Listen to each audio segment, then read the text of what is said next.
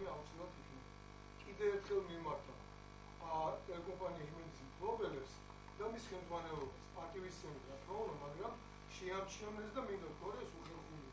მინიმუმ უხერხულია, როცა ნაციონალური მოძრაობის გაშუქება ხდება აშლადი და რაღაც ისეთ შეგნებულად ხდება ჩემი გაბლოკვა. მე არავის არ ვამართლი, მაგრამ ყველამ გადახედოს წარსულს და ვის რა პოზიცია ეკავა, თუმცა მათ რაღაცა ჭირდებოდა, ამის გახსენება ცუდი არ იქნება.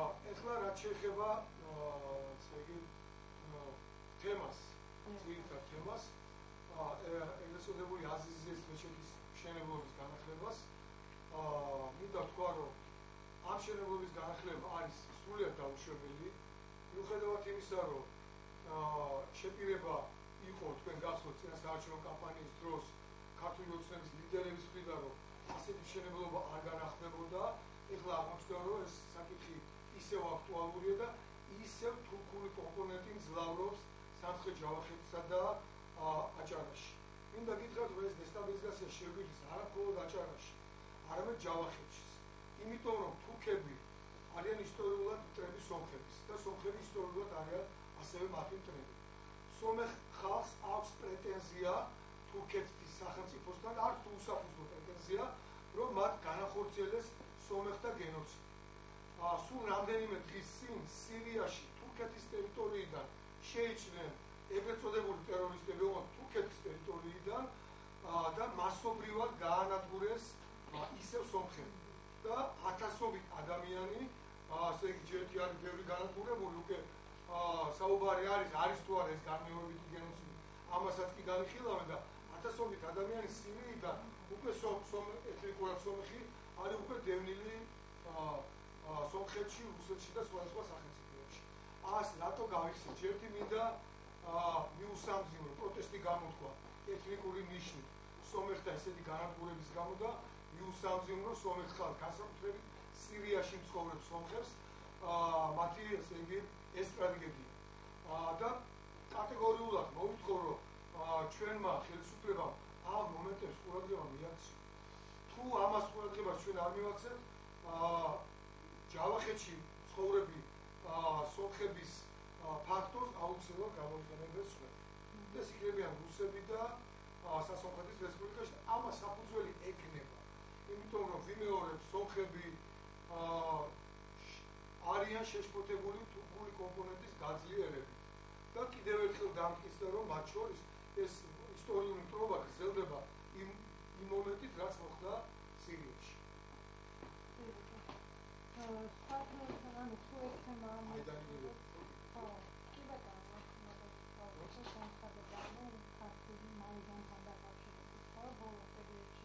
მე მინდა თავადასტუროთ შინაგან საქმეთა მინისტრის ინფორმაცია და ასეთი ფანტაზიები ნაციონალურ მოძრაობას ნამდვილად აქვს. და ეს მხოლოდ და მხოლოდ ფანტაზიებია, მიგითხრათ, რომელსაც განხორციელება არ უწევდა. თუმცა მართლაც ნაციონალურ მოძრაობამ ეთნიკურად ქართველები ნაწილი აქედან გაგზავნილი მაედანზე, რომლებიც იქ ღებულობდნენ სხვადასხვა სექტებთან ერთად მონაწილეობას, ერთგვარ ასე იგი რიტუალებსაც ჰქონდა მათ სექტანტურ რიტუალებსაც ჰქონდა ადგილი, მაგრამ მიიღეს მონაწილეობა იმ გადატრიალებაში უკრაინაში მოხდა.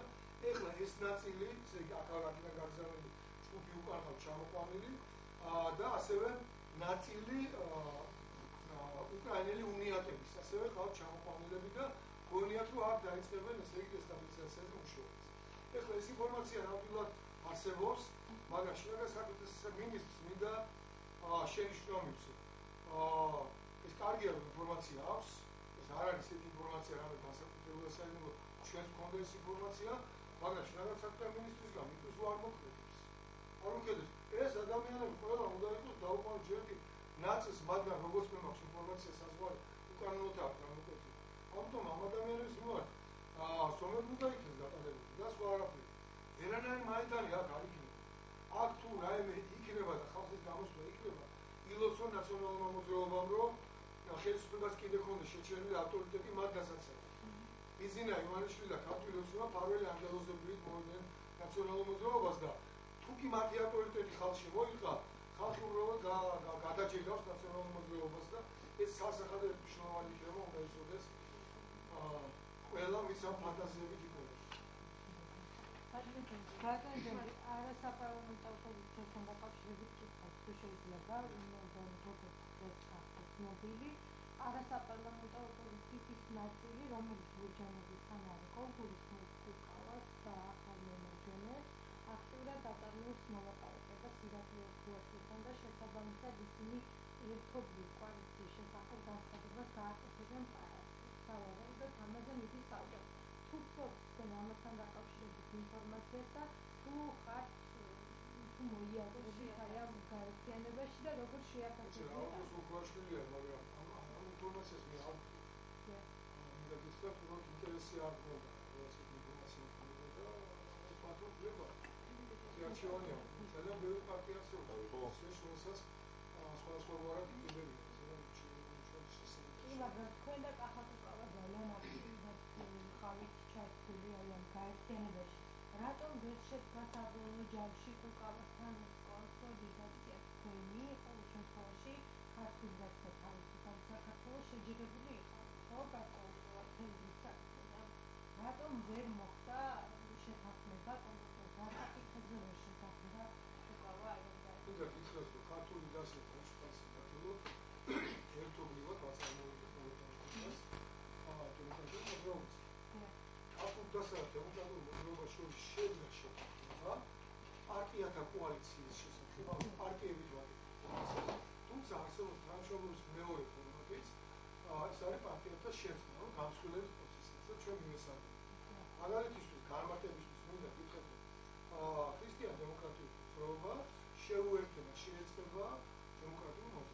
ეს უკვე წინასწარ არის ცნობილი. ასე რომ ეს კომპონენტი, რასაც სპეკულაციურად ცდილობენ გამოიყენონ ჩემ წინააღმდეგ და მემარჯვენეს წინააღმდეგ, აი რატო ესე იგი აკეთებთ ალიანს ქრისტიან დემოკრატებთან, სულად უსაფუძვლოებრივ ეს პარტია მალე შეეწყება და რეალურად ეს პარტია ესე იგი იქნება გაერთიანებული ერთ პარტიაში. შემავსად ეს ფაქტორი, რაც ხშირ შემთხვევაში გაუგებრობას აზრობდეს სავსებით სამართლიან კრიტიკას იწვევს, საქმეში ჩაუხედავი ელექტორატის მხრიდან, ჩვენი მხარდამჭერების მხრიდან, ეს ფაქტორი ჩვენად მოიხსნება. არ იარსებებს ასეთი პარტია და ასეთი პრობლემა საერთოდ აღარ მიეცნებებს მომავალში. შესაბამისად, მე არავის არ ურჩევ ესეთი მოკლევადიანი სპეკულაცია აწარმოოს ამ საკითხთან დაკავშირებით.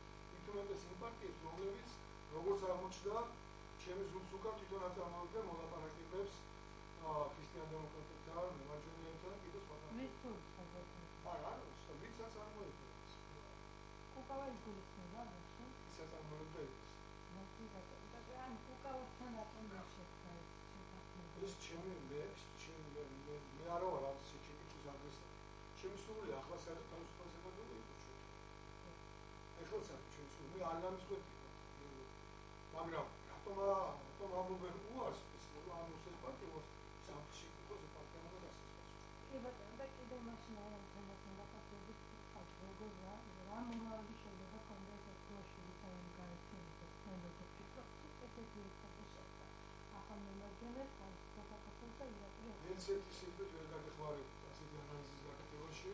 მინდა გითხრათ, რომ ჩვენ შევქმნით საქართველოს ბოლოდროინდელ ისტორიაში პირველი პრეცედენტი, როცა ახალი ხელისუფლების მოსვლის ადრეულ სტადიაში მოხერხდა ფართო კოალიციის შექმნა. პრაქტიკულად ყველა პოლიტიკური პარტია, ძირითადი პოლიტიკური პარტია, ისაც რაიმე რეიტინგი აქვს და ხალხის დობა აქვს, გაერთიანდა ერთ კოალიციაში და ჩვენ გეგმავთ არა მხოლოდ საარჩევნო ბლოკის შექმნას ერთღიანის და მეორე ერთმანეთთან კითხულობას, არამედ აქვე იქნა განცხადებული ყველა იდეის მიერ, რომ ჩვენ მივდივართ საპარლამენტო არჩევნების და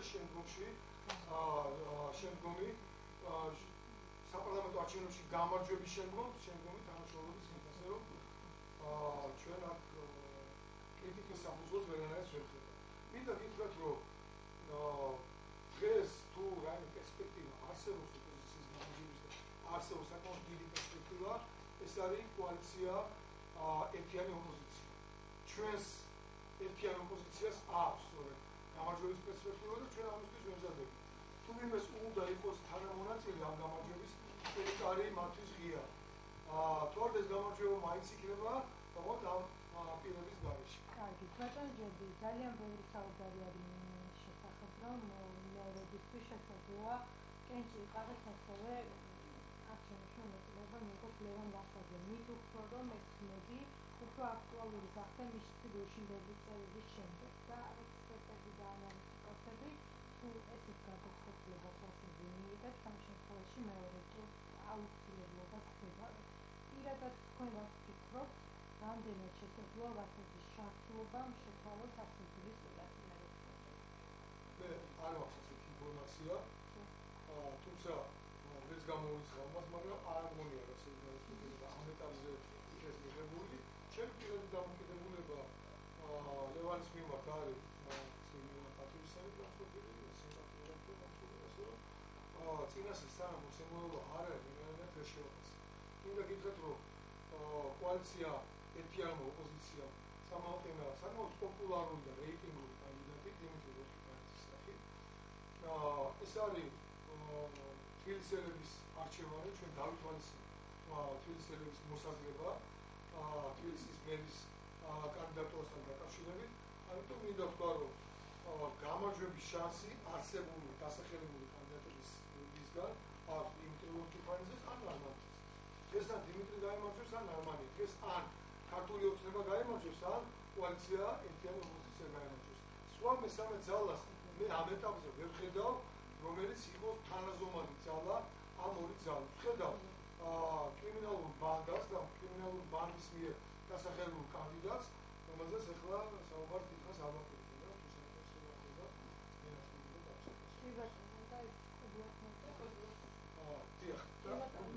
შეიძლება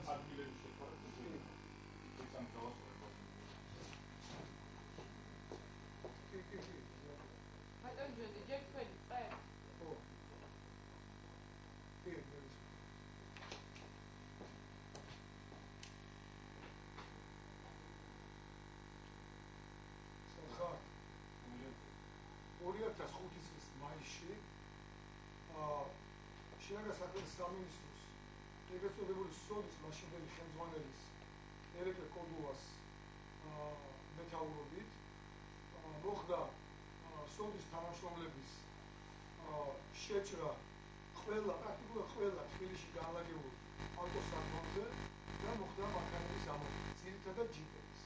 მათი არაფორმალური მოტივაცია იყო, რომ ეს სახელმწიფო სჭირდება ჯიპები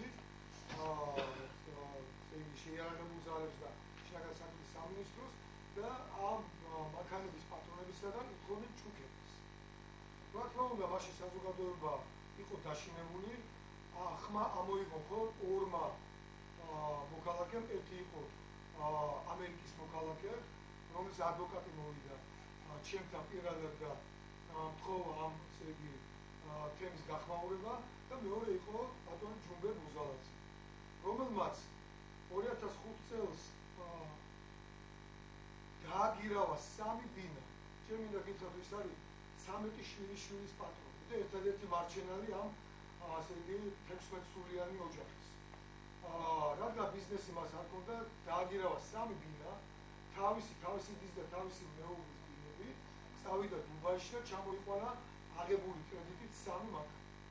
შესაბამისად, მას არანაირი შანსი არ ჰქონდა იმისა, რომ ეს მანქანები ეჩუქებია ერეკლე კოდუასთვის. მან უარი განუცხადა სოც მანქანების ჩუქებაზე და მოვიდა ისიც შედა. ჩვენ მივიღეთ განაცხადება, რომ ეს გახმაურებია. მეორე დღეს მე წავედი ბათუმში, იქ იყო უნდა დაგეგმილი მოსახლეობასთან შეხვედრა და დამირეკეს ჩემმა იურისტებმა, რომ ჯუმბე ბუზალაძე დააკავეს და დააკავეს. მე უთხარი, რომ დამალაპარაკეთ ხელმძღვანელობასთან მინაკავეს. პირდაპირ ასე მიპასუხეს იგი ჩემი იურისტები ამას ესწრებოდნენ და დაადასტურებდნენ, რომ პირდაპირ უთხეს ჯორდი ბაღათურიასთან რომ მიხვედი, სუსტად ამიტომ გაბა. შემდგომში მოვლენები ასე გავითარდა. რამდენიმე დღეში მას მიუსაჯეს სამთვიანი აღკვეთი ღონისძიება და როცა მე ამაზე ხმაური ავტეხე ტელეკომპანია რუსთავი 2-ზე მაშინ მუშაობდა ნანუკა შორჟოლიანი. და გააკეთა სიუჟეტი, უნდა ამოვიდოს სიუჟეტი, სადაც ჯუმბე ბუზალაძე ესეთი ირიბი PR მეთოდებით იყო დაკავშირებული არც ნაკლები საერთაშორისო იაპონურ მაფიასთან იაკუზასთან. აი ხო ღიმილის მომგვრელია ეს. მაგრამ ეს სიუჟეტი არსებობს, შეგვიძლია ანუ როგორ მუშაობდა უსამართლობის და როგორ მუშაობდა რეპრესიული აპარატი ამ პერიოდში. ამის შემდგომ მე დავემუქრე სხვათა შორის გამომძიებელს და უთხარებო. აი დედამიწა რო გადაბრუნდეს, მიწაში რო ჩაძვრეთ, იმ მიწიდან ამოგიღებდა კანონის წინაშე პასუხს გაგებდა. ეხლა ზუსტად ის მომენტია, რომ მიწიდან ამოვაძვროთ აი ეს გამომძიებელები თავის მეთაურიანად და ყველა წამდეს კანონის წინაშე. ჯუმბე ბუზალაძის ცხოვრება როგორ გამითავდა? მათ თითქმის 1 წელი გაატარა უდანაშაულო ადამიანმა ციხეში. შემდგომში მისგან ითხოვდნენ ძალიან ესე იგი ბრალს დებდნენ იაკუზასთან კავშირის გამო, ისეთი თითქოს მანქანები, რომელიც მას შეუყვება, იყო ნაკურდანი. ხოთაშორის სასამართლოზე როცა არის თაფლითობა, აი თუ რა კვალიფიკაცია, აი ნაკურდანი მანქანის შესყიდვა, როგორც არასათანადო არაკეთილსინდისიერ მყიდვა. ესე იგი ბრალს დებდნენ, რომ თითქოს მან შეისყიდა ნაკურდანი მანქანა, თუმცა სასამართლოზე როცა ბრალს დებდნენ ერთ-ერთ მანქანის საკითხი განხილებოდა და რომ მოითხოვეთ ინტერპოლის სია იყო თუ არა მანქანები ნაკურდანი, ქართულ ვარიანტში იყო შეყვანილი ტოიოტას ჯიპი, თუმცა ინგლისურ ვარიანტში როცა ტურისტებმა ამოიკითხეს, ჩაუნათვალში იყო ტოიოტას მიკროავტობუსი. შავი მიკროავტობუსი, ანუ კაც ასამართლებდნენ ისეთ რამეზე, რაც საერთოდ არ არსებობდა ბუნებაში. კარგი, ჟორჟორიას დაუბრუნდით, თქვენ ამბობთ, რომ შემდეგ რაც დააკავეს ჯუმბე ბატონი ჯუმბერი დააკავეს, ამის შემდეგ ჟორჟორიანმა დააკეთეს სიუჟეტი, სადაც გასული იყო, რომ ეს ადამიანი არაკეთილსინდისიერი ტიპერი იყო და სამართალდამცველებიც იყო ცნობილი. ანუ გასაგებია, ჟორჟორიანმა გააყალბა ეს ყველაფერი თუ ოფიციალური ვერსია იყო? არა, ოფიციალური ვერსია წარუყენის ბრალი იმის გამო რომ არ გაუთმო, დააბრალებს რომ შენ ესე იგი ნაკურდალ მანქანები შემოხოს. მაგრამ მე იყო საზოგადოებრივი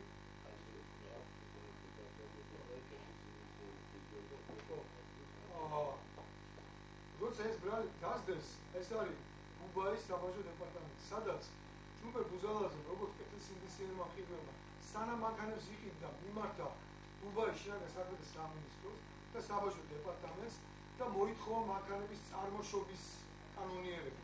ეს არის საბუთი თარგმნილი, რომელიც მაშინ ჩვენ სასამართლოზე წავიდნენ, სადაც პირდაპირ ეწერა, რომ მანქანები არის კეთილსინდისიერი, მანქანები არ არის ნაკურდალი და ასე იგი არის ოფიციალური და რომ ჯუმბე ბუზალაძე არის კეთილსინდისიერი მყიდველი. სამი მანქანა იყო ჯუმბერის, თუმცა შემდგომში საზოგადოებრივი აზრით მე უთყავდი ხელისუფლებას და საზოგადოებრივი აზრის შესაქმნელად საჭირო გახდა ტელეკომპანია რუსთავი 2-ში ამ სიუჟეტის მომზადება. სადაც ნამდვილად მომზადებული იყო თვალწინი რა სიუჟეტი, ხო შემდგომ თვითონ წამყვანი იყო რა. დიახ. სადაც პირდაპირ რაც მეტი ასაკები იყო სიუჟეტი ასე აწყობილი, რომ საქართველოს ჩაერთო საერთაშორისო მაფიის იაკუზასთან კავშირში და საწყალი ჯუმბე ბუზალაძე ერთი პატიოსანი კაცი 65 წლის ბაბუა, მაშინ 65 წლის კაცი 13 შვილიშვილის ბაბუა და 13 შვილიშვილი რომ შეყურებდა ჯუმბერის მიერ შამპანი მანქანის გაყიდვას და მე იქიდან ამოღებული თანხი რაღაცა საჭმელი ორი ლუპაპური რომ მიეტანა სახში აღმოჩნდა ციხეში გაატარა 1 წელი. მაგრამ ყველა საინტერესო დღევანდელი მდგომარეობა დღეს ყველა მისის აგერ არის საბუთი რომ მანქანები არ არის დაკურდილი, დღემდე ორ მანქანას კიდე ადევს ხადაღა, ერთ მანქანას კიდე ადევს ხადაღა, კიდე დღევანდელ ხელისუფლებას მისთვის ეს მანქანა არ გაუგუნებია. დღემდე ამ კაცს მე ეს ჩადებული ბინები ამდენი დაიკარგა?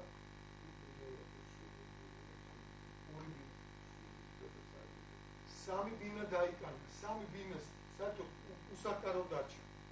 არავინ არ იმუშავა იმაზე, რომ შეეჩერებიათ, ან პროცენტი გაეჩერებიათ, ან პროცენტი შეეჩერებიათ. ეხლა ეს არის ერთი ადამიანის ისტორია და ერთი ადამიანის ტრაგედია, რომელიც გახდა მსხვერპლი ერეკლე კოდუას და მაშინ არა მხოლოდ კოდუას, მოდი არ დავაბრუნოთ კოდუას. მაშინდელი რეპრესიული სისტემის, მარტო ყოდუა ხო რაკეტის ხელმძღვანელი უკვე უბრალოდ სულით. მაშინდელი რეპრესიული სისტემის რომელმაც არ დაინდო ადამიანი, რომელმაც გაანადგურა მისი ეკონომიკური მდგომარეობა, დატოვა უსახკაროდ, ერთი წელი მოახდევინა ისე რომ არავის ბოდიში არ მოუხდია მას, მოიხდა ჩართულობა და დღეს ეს ადამიანი თავისი მრავალრიცხოვანი ოჯახით არის უსახკაროდ არჩეული. აქ არის წარმოდგენილი ყველა დეტალური მასალა და თუ რაიმე შეკითხვები პირადად ჯუმბერთან გაქვს, მე დავუთმობ ადრეს და მისცემ საშუალებას რომ დავწერთ პასუხი.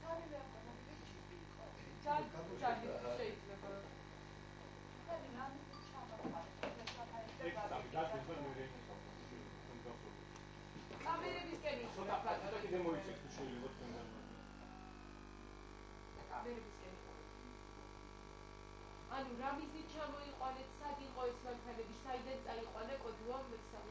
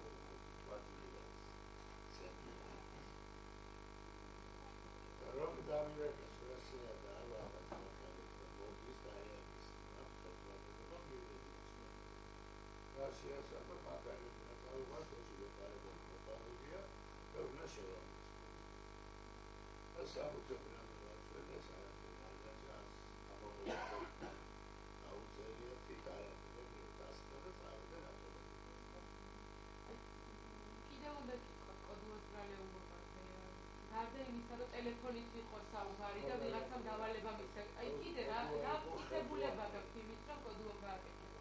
კოდუა იყო ხელმძღვანელი. კოდუა არავინ არ აქვს გააკეთება.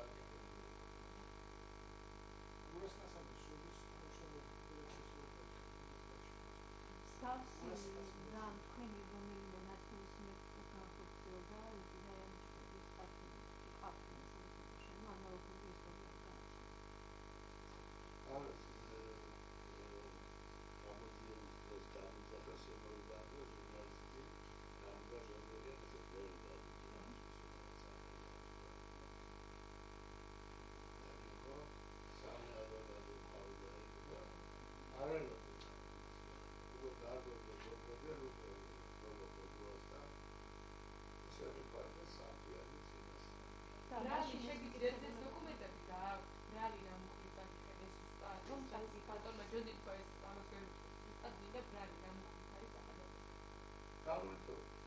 თაღლითობით გადასახადებს.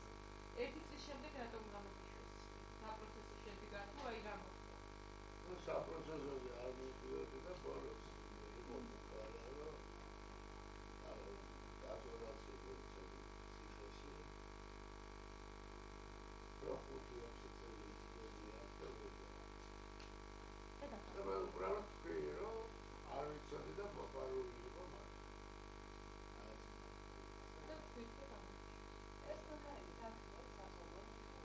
ვირ გამომატანდა მოდუაფერი როგორც გავიგეთ, მაგაცებს ვაჩუქა ალაში წლებოდეს განკარები და გადიოდა არსებობ. საპროცესო შედგა სამივე ტოიოტა. დაგნიშნე საპროცესო შეთანხმება საგან ხალხი დამატებითი გადაიხადა არა, უარყოფა. დაიწყო დუბაის დეპარტამენტის დოკუმენტაცია, რომელიც საფუძვლად თქვენ არ შეგიძლია მოპარული მანქანები სასამართლომ არ გაიფარგლია როგორც პროცედურების ახლა მეორე კადრები და ესეთი ადვოკატი კადრები რო არასწორად შეგვიძლია აბატე 2-3 საათი შეაჩერებდი სასამართლო გარგონდა და კარლოს ირედო და ახლა მაინტერესებს ახლა რა საპირეთან პროკურატურას მიმართეთ ხელახალისათვის გამოძიების გაწევს რაიმე ახალი გარემოების საფუძველზე არის რაიმე ახალი გარემოება როდის მიმართეთ პროკურატურას როგორც მოვიდომსის თუ იცით დაწყებულია ის გამოძიება დასალოდებიან რა კანონით აი თქვენ რას მოიხოთ რომ დაიწყოს ამ საქმეზე გამოძიება მოიწონდა დამეწონდა სამი რაღაცას ანუ ეს სამი მანქანა გინდათ რომ დაბრუნდეს ეს ხადაღა მოიწნა ზოგიერთი საერთო დამოსში შეჭერებული ორი კიდე წახვედი ანუ ერთი დაგიბრუნეს და ორია დაწყვეტილი ერთი აღარ მივუწოდა ჩამოვა ანუ ჯამში ორი ვერ გავიგეთ ერთ ხოლმე აღარ მივუყოლე დამეწონდა კიდე დაგებული და ხდადეს ხადაღა რა მე ამან გულის და დაგები პრობლემა უკადეს პური დასაბუთებელი გამოსა და რა გავხდი მოსოდეს ხადაღა და დადის წელის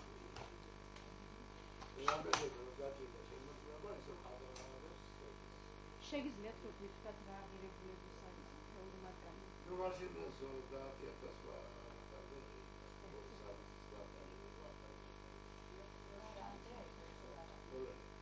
რაც შეეხება იმ თქვენს სამ ბინას, რომელიც ბანკში ჩადეთ, დაკარგეთ თქვათ, რომ თქვათ ამ დაგმოებით.